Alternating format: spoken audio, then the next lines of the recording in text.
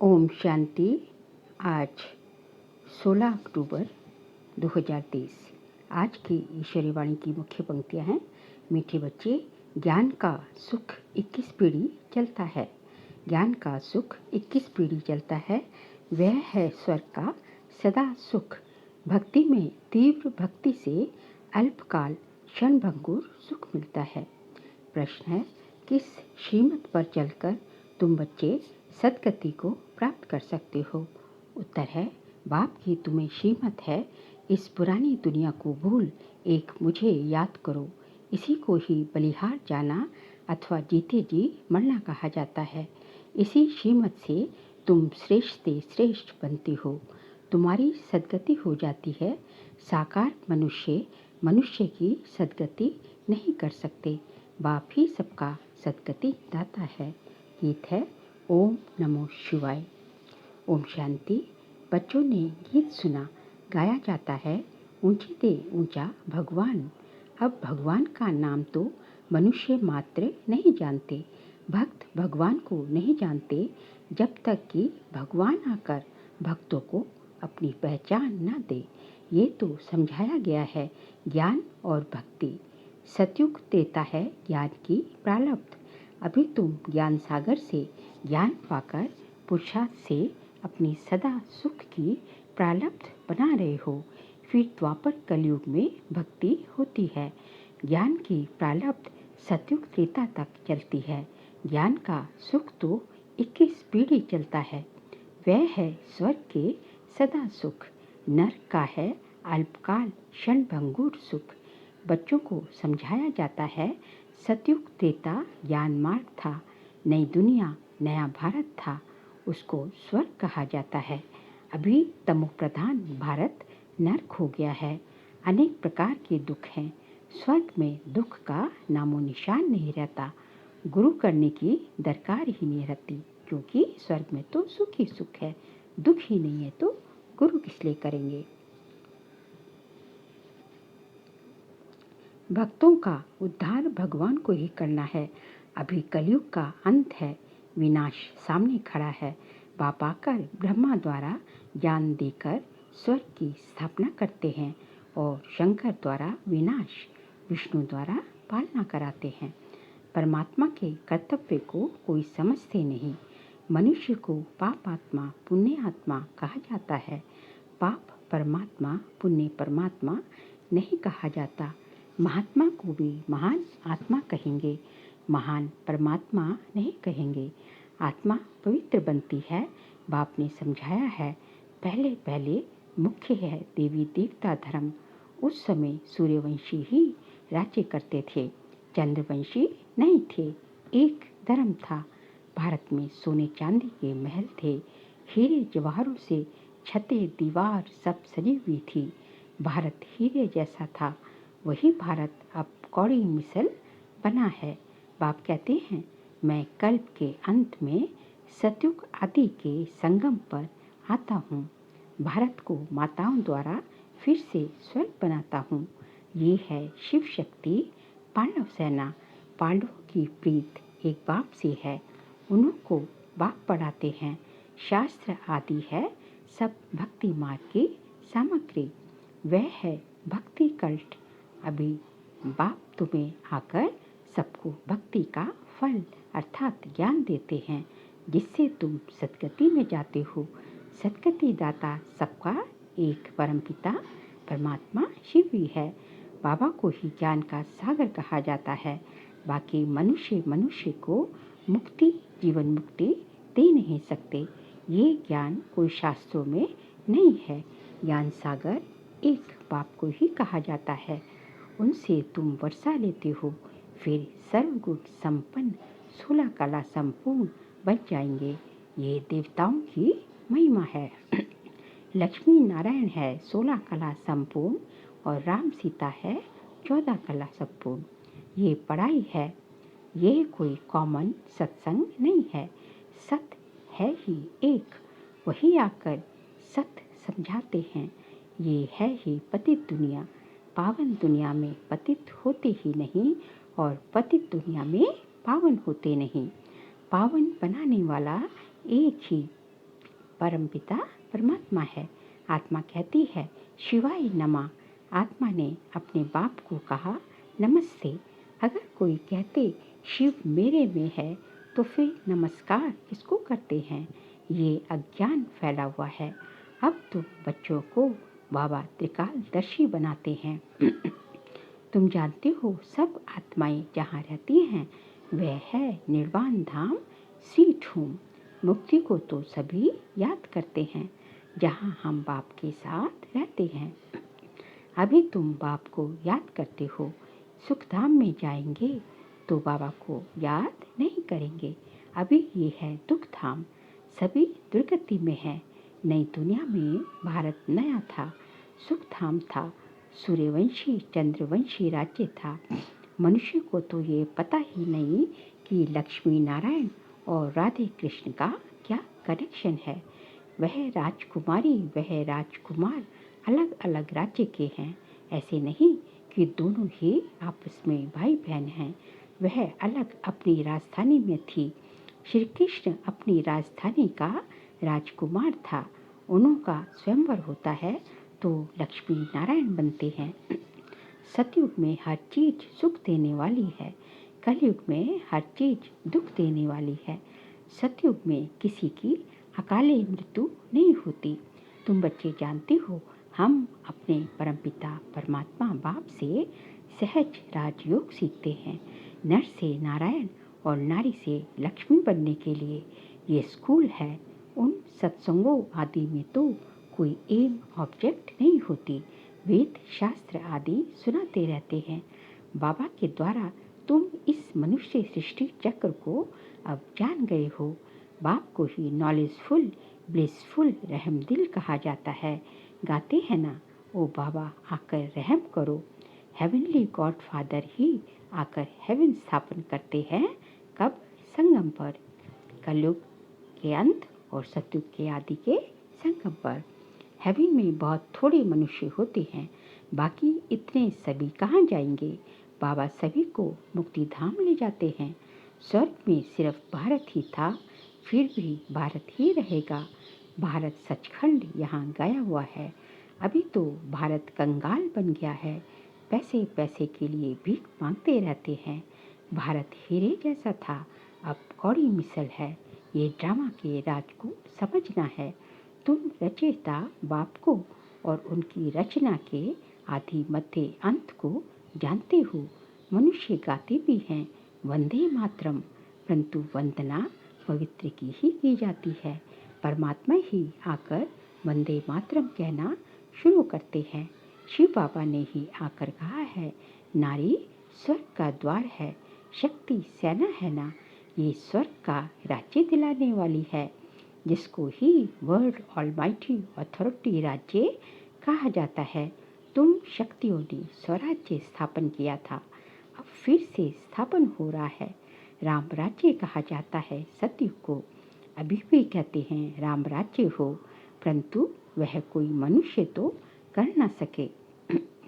Incorporeal godfather ही आकर पढ़ाते हैं। उनको भी जरूर शरीर चाहिए, जरूर ब्रह्मा तन में आना पड़े।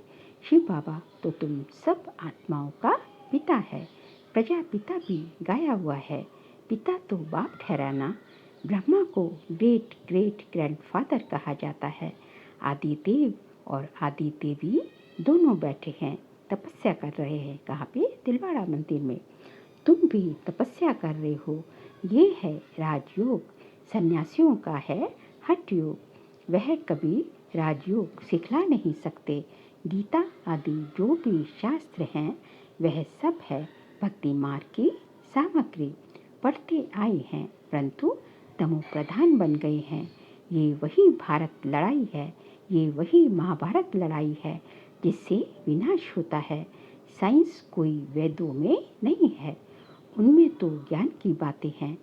यह साइंस बुद्धि का चमत्कार है जो इन्वेंशन निकालते रहते हैं।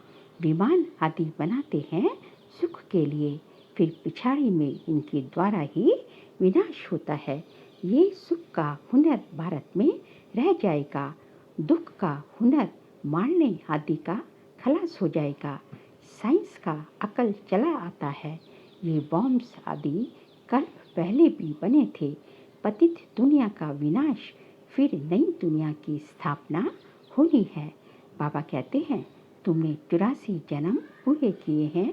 अब इस देह का अहंकार छोड़ मुझ बाप को याद करो, तो याद की अवयोग अग्नि से विकर विनाश होंगे।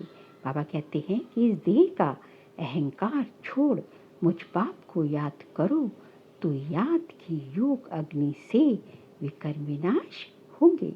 रावण ने तुमसे बहुत विकर कराए हैं। पावन बनने का तो एक ही उपाय है।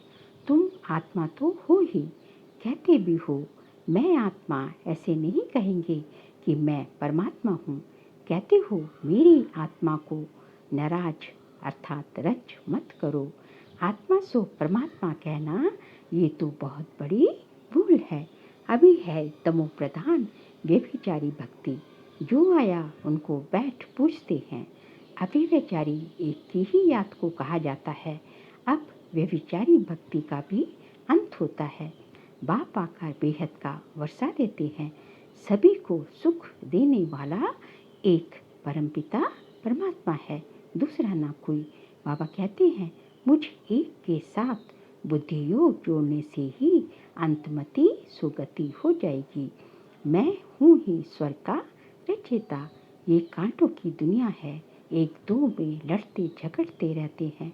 अभी ये पुरानी दुनिया बदल रही है। ज्ञान अमृत का कलश माताओं पर रखते हैं। ये है नॉलेज, परंतु विष की फेंट में अमृत कहाँ गया है? कहा भी जाता है, अमृत छोड़ विष काहे को खाए। श्रीमत से ही तुम श्रेष्ठ बनेंगे। परमपिता परमात्मा आकर श्रीमत देते हैं।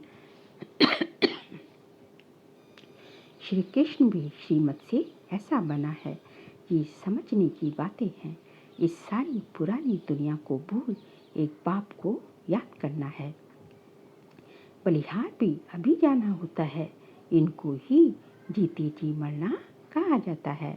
भक्ति मार्ग की बातें अलग हैं। वह है भक्ति कल्ट। भक्ति के तो ढेर गुरु हैं, परंतु सदगति दाता एक ही निराकार परमपिता परमात्मा है। साकार मनुष्य मनुष्य की सदगति कर न सके, सदा के लिए सुख दे न सके। सदा सुख देने वाला बाप है। ये पाठशाला है। एम ऑब्जेक्ट भी बाप बतलाते हैं। कहते हैं, तुमको स्वर्ग के सुख का वर्षा मिलेगा। बाकी सब मुक्ति धाम में चले जाएंगे। शांति धाम, सुख धाम और ये है दुख धाम। ये चक्र फिरता रहता है। इसको स्वदर्शन चक्र कहा जाता है। इस ड्रामा के चक्र से कोई छूट न सके। बना बनाया अविनाशी पाठ है हर एक का। बाबा तुमको पढ़ाकर मनुष्य से देवता बना रहे हैं। फिर जितना जो पढ़ेंगे तो कोई राजा बनेंगे तो कोई प्रजा बनेंगे। सूर्यवंशी डायनेस्टी है ना। सतयुग में सूर्यवंशी थे तो और कोई नहीं थे। भारत खंड ही ऊंचते ऊंच सचखंड था। अगर अब छूट खंड बना है, इसको रारो नर्क कहा जाता है। पैसे के लिए कितनी मारामारी होती है।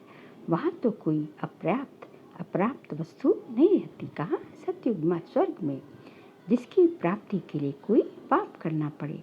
बाप ही इस भ्रष्टाचारी दुनिया को श्रेष्ठाचारी बना रहे हैं। इन माताओं द्वारा इन्हों को बाप वंदे मातरम कहते हैं। सन्यासी नहीं कहते वंदे मातरम। उनका है हद का सन्यास। ये है बेहद का सन्यास। सारी दुनिया का बुद्धि से सन्यास करना है। शांति धाम सुख धाम को याद करना है। दुख धाम को भूल जाना है। बाप का ये फरमान है। बाप आत्माओं को समझाते हैं। तुम इन कानों से सुनते हो। शिव बाबा इन ऑर्गन्स द्वारा तुमको समझाते हैं। वह है ज्ञान का सागर। ये कोई साधु संत महात्मा नहीं है। अच्छा, मीठे मीठे सिकिलते बच्चों प्रति माता पिता बाप दादा का याद प्यार और गुड मॉर्निंग। रूहानी बाप की रूहानी बच्चों को नमस्ते। हम रूहानी बच्चों की रूहानी बाप दादा को नमस्ते नमस्ते नमस्ते। सार के लिए पॉइंट्स हैं। बाप पर पूरा बलिहार जाना है। देह का अहंकार छोड़ योग अग्नि से विकर्म विनाश करने हैं। एक ऑब्जेक्ट को बुद्धि में रख पढ़ाई करनी है। बने बनाए ड्रामा को बुद्धि में रख कर स्वदर्शन चक्रधारी बनना है। आज का बाबा का वरदान है, सदा उमंग उत्साह के पंखों द्वारा उड़ती कला में उड़ने वाले श्रेष्ठ आत्मा भव। सदा उमंग उत्साह के पंखों द्वारा उड़ती कला में उड़ने वाली श्रेष्ठ आत्मा भव। ज्ञान योग के साथ साथ हर समय हर कर्म में हर दिन नया उमंग उत्साह बना रहे, यही उड़ती कला का आधार है। कैसा भी कार्य हो, चाहे सफाई का हो, बर्तन मांजने का हो, साधारण कर्म हो, उसमें भी उमंग उत्साह नेचुरल और निरंतर हो। उड़ती कला वाली श्रेष्ठ आत्मा उमंग उत्साह के पंखों से सदा उड़ती रहेगी।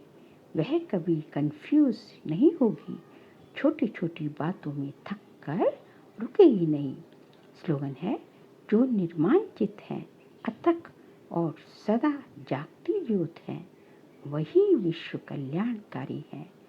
जो निर्माण चित्त है, अथक और सदा जागती ज्योत है, वही विश्व कल्याणकारी है।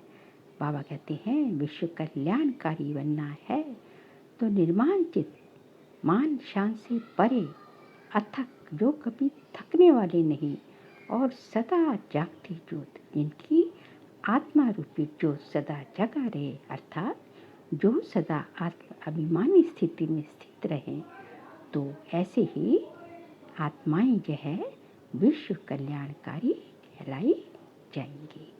अच्छा, ओम शांति।